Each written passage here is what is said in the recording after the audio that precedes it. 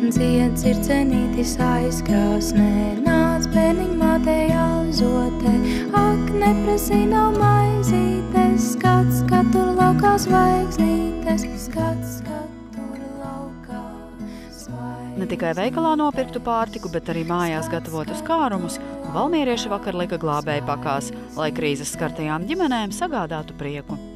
Gundagas mammas vārītais supeņu ievārījums un kompots nonāks kādās mājās, kur gaida līdz cilvēku atbalstu. Šogad vairāk it kā visu to odziņu bija, un tad tā arī izdomāja, ka kaut ko varētu labu pagatavot ziemai, un varbūt arī, ka varētu padalīties. Pirmām kārtām es ļoti ceru, ka viņiem garšo supeņu ievārījums.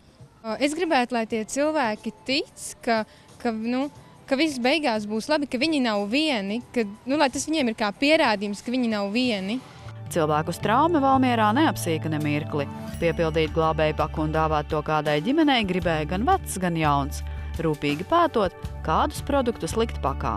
Ko es saliku? Tur ir makaroni dažādas, kādas piečķirnes laikam ir. Un milti ir. Man tā ieteica visu kaut ko, visādi kaut ko tādu salikt. Noderēs, nedoderēs. Man liekas, noderēs.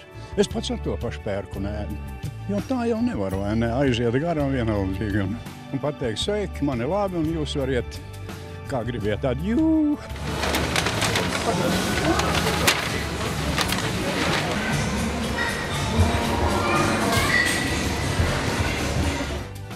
Te ir daudz burcīgas zaptes, kas ir gatavot no sirds.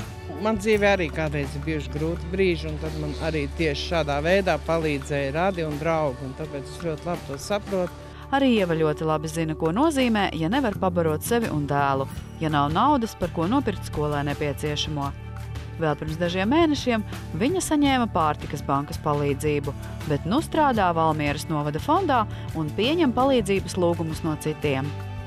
Ieva ir invalīde, tāpēc viņai izdevās iegūt subsidētu darba vietu. Es esmu sekretārs Lietvedis, un jāsaka, esmu atpakaļ uz strīpas. Esmu kļuvusi nevis vairs par prasītāju, bet var jau dot atkal pārējiem.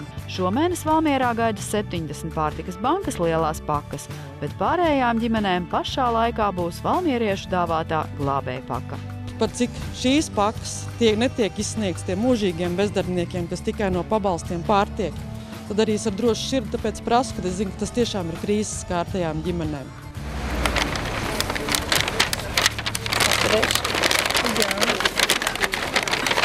Paldies, meitenes! Gan ar lielu rūpību vārītais ievārījums, gan veikalā sapirkti produkti jau šonedēļ atradīsies pie ģimenēm, kuru budžetā krīze iecirtusi sāpīgu robu. Ilva Everta, Renārs Muskars, Tautas balss.